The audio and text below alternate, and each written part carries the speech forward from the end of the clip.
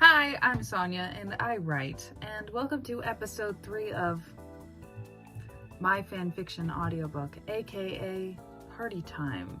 This episode will be a continuation of last episode's chapter, Pink Martini Traitors. So this is Pink Martini Traitors Part 2.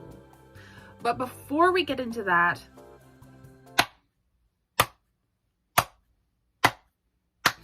big claps for you guys. Thank you so much, because somehow we've managed to go from 8.5 thousand reads to 9.1 thousand reads in a week.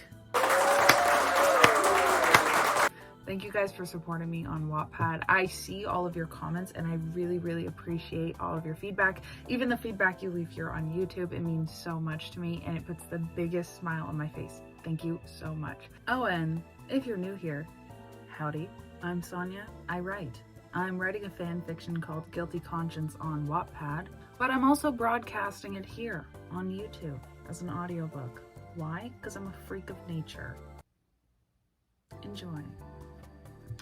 So, without further ado, let's get into episode 3, Pink Martini Traitors, Part 2.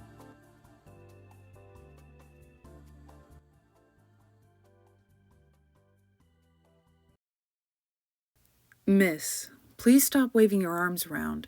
If you could tell us your name and who invited you, we can allow you entry, but until then, you can't step any further. This time, the bald security guard spoke, and though he sounded fairly polite, Wyan was in a crunch for time, so all of the friendliness left her voice when she said, "Move! I need to find the man named Bucciarati." Pushing the guards aside, it was then that Wyan noticed the rest of the Bodyguard Squad sitting at the table with the lilac-haired mafioso she first noticed. One of them, a boy with strawberry blonde hair and deep purple eyes, caught a glimpse of Wyan stuck behind the 2 security guards. He nudged the others and pointed in her direction, encouraging their gaze to meet her own. Seeing this as her only opportunity to deliver Polpo's message, Wyan took off in a sprint towards Bucciarati's team. All 5 of the men at the table stood quickly as Wyan sprinted toward their table, with security close behind. "I have an urgent message!" Wyan exclaimed, drawing on all eyes within the Pink Martini. She rounded the table, finally making her way toward Bucciarati, and leaned as close as she could to him before the security guards could grab her. "The Pink Martini traitors, with their vicious fangs, will use their venom on the golden zipper." Just as firm hands wrapped around either of her arms, Bucciarati spoke. "Gentlemen, please excuse the eagerness of my companion. She sits with us." The lounge went silent, and only moments after, all eyes seemed to turn elsewhere, occupying intimate conversations and finally pointing away from Wyan. With solemn nods, the 2 burly men turned away and walked back to the front of the lounge, but not before insisting that Bucciarati call them if Wyan continued to cause any more trouble. "Repeat the message," the strawberry blonde said as soon as the security guards turned to leave. And when she did, the boy was fast to lean across the table and remove Bucciarati's drink from his hand, placing it on a passing waiter's tray and giving out the orders to have it sent back to the kitchen. Wyan recognized him from a few hours before. He had not spoken to her upon her arrival during their initial meeting, but she still took notice of the whole riddled lime-green suit he wore back in Lebecchio's. However, the boy was now clad in dark shades of forest green with a plush turtleneck sweater and long dress pants. The drastic change in his rather revealing style made Wyan wonder how hot he was in his new outfit. He glanced at her once and sat back down without another word, staring off towards Bucciarati. Dressed in black and gold, the leader of the Bodyguard Squad stood beside Wyan as he scanned the lounge. The darkness of his attire made his warm skin glow, but what remained unchanged were the golden zippers that sat neatly all over his suit. Golden zipper. It had clicked. A moment of realization caused Wyan's eyes to beam out of both awe and fear. Bucciarati was the golden zipper in the message, and someone in the Pink Martini was trying to assassinate him. This explained why that strawberry blonde was so quick to remove his drink. Lady, are you gonna be our new messenger or something? Because if you are, you gotta learn how to act appropriately in public. Second time in one day that Bucciarati had to save you. It was the smallest who spoke. His eyes pointed directly at YN. He wore a purple dress shirt and black button-down vest. Everything about him was tidy except for his hair, which sat in loose tangles. I apologize for my rudeness, and no, sir, I'm only temporary. YN tipped her head down in embarrassment, but an eruption of laughter broke out from the raven-haired boy, tempting her to glance back up at him. Sir? Really? If you don't know my name, you could have just asked. Don't call me sir. I'm not 80. His giggles were airy and light with life. Narancia, she's only being polite. Enough fooling around, we have work to do, Bucciarati said, letting out a sigh as Narancia attempted to quiet himself, but only continued to laugh. Turning to fully face YN, Bucciarati spoke. Thank you for the message. You are dismissed. An exasperated sigh came from the opposite end of the table, and YN found herself staring down at the biggest of the group. With his head tipped back, the lilac-haired man's eyes became lost in the shadows of the lounge. All that she could make out was his sharp jaw and plump lips, painted in a deep shade of purple to match the dark fabric of his suit. YN looked at him, and she supposed he looked back, but she really couldn't tell because he had hidden his eyes so well in the darkness. The lilac-haired man she heard being referred to as a Bacchio must have been staring right back at her, because he leaned forward into the light, and with his eyes as sharp as daggers, it took little effort to pierce YN's stare. Do you have a problem? He spoke in barely a whisper, but it was enough to make her turn her head away without mumbling another word. She didn't want to waste her time chatting with such a brute. Before calling out goodbye to the mobsters at her back, she turned quickly to leave, pointing her eyes to the floor and walking as fast as she could without making herself look foolish. Suddenly, a crash of glass sounded as slick wetness coated YN's front. Looking down, she saw the mess of drinks a waiter had managed to spill on her as she walked right into him. A flood of embarrassment rippled over YN as her clothes dripped with a mess of wine and colorful cocktails. She cringed and remained standing tall, not daring to turn around to see the faces of the mafiosos who had the pleasure of witnessing the whole fiasco that just occurred from behind her. She had walked directly into a waiter. In such a rush to leave, YN had made an absolute fool of herself. Even the music stopped as eyes shot out from every direction, once again pointing at her. Watch where you're going! The waiter spoke but stopped before he could finish. Seemingly interrupted by nothing but silence, YN decided she should just apologize and leave as quickly as possible. She opened her mouth to speak, glancing up at the man, but not a single word left her lips as she stared right back at the waiter. It was him, wearing all black like the rest of the staff, with his dark hair tied back in a limp ponytail, and slender glasses sitting on the edge of his short nose. Galstov stared at YN just as intently as she stared back at him, and the lounge was quiet.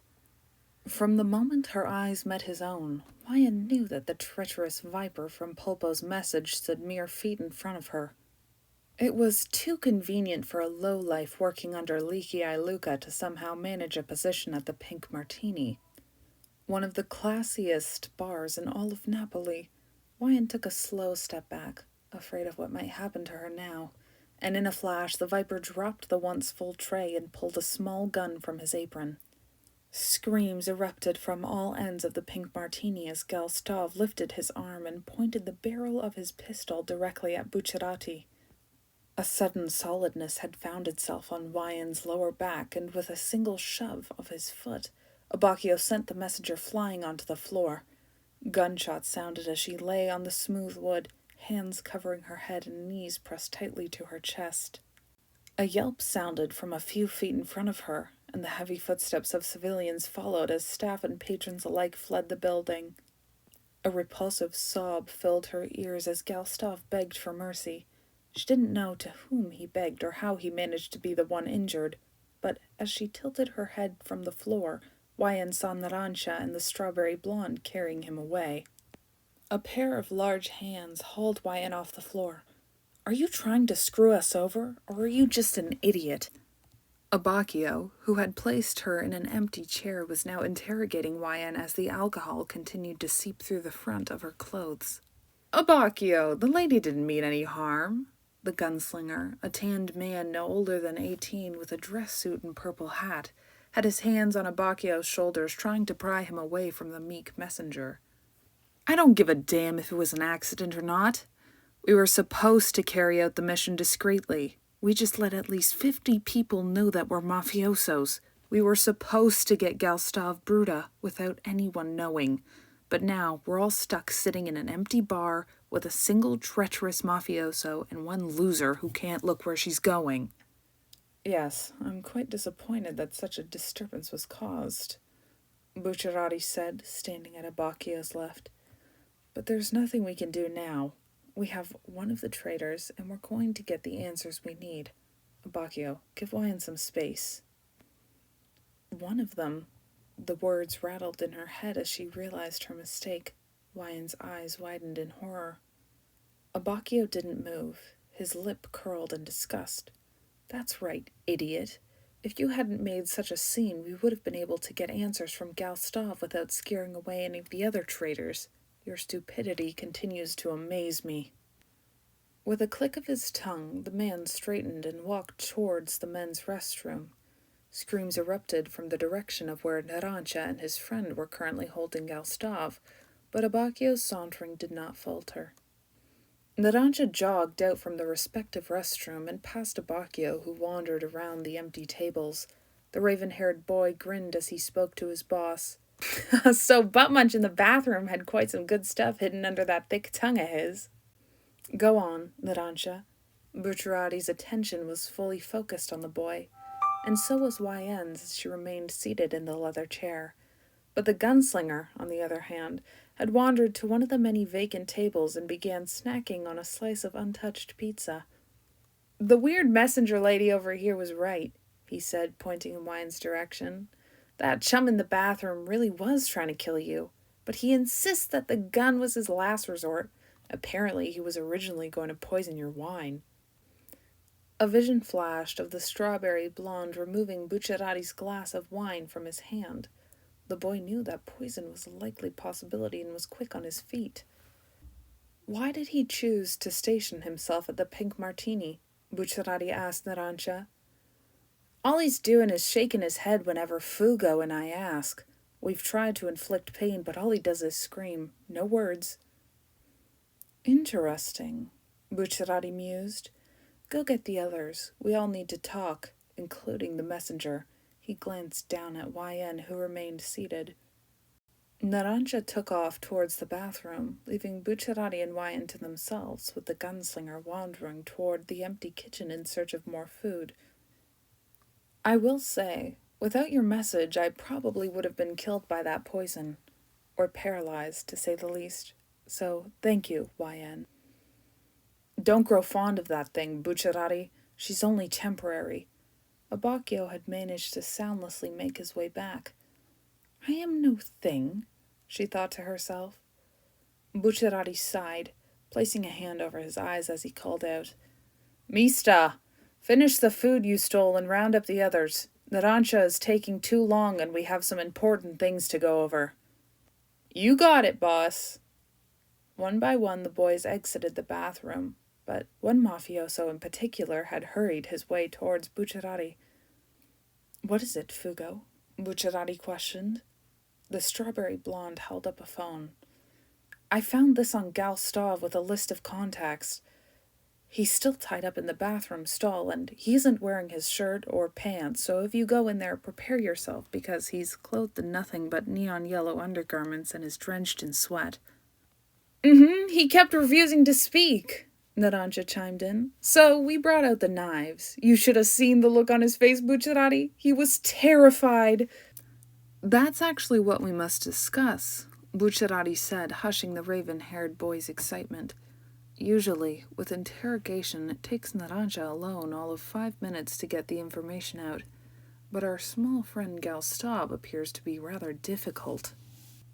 We need to get the names of the other traitors of Passione. We can't just let them all go high and dry. So what's the plan?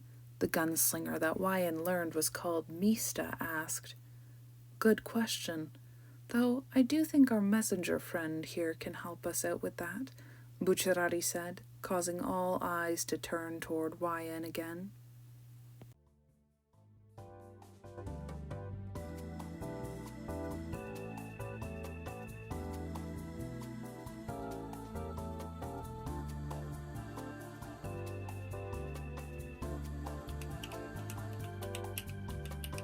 I'm giving you all the snaps because you've made it. You've done it. Episode 3 is complete. It was so good. Thank you all for your kind support. I always read the comments, so if you want to say hi, you can. I will reply with a howdy and a tip of the hat. Please stay tuned for next week's episode, which will be uploaded next Monday, episode 4. Bye!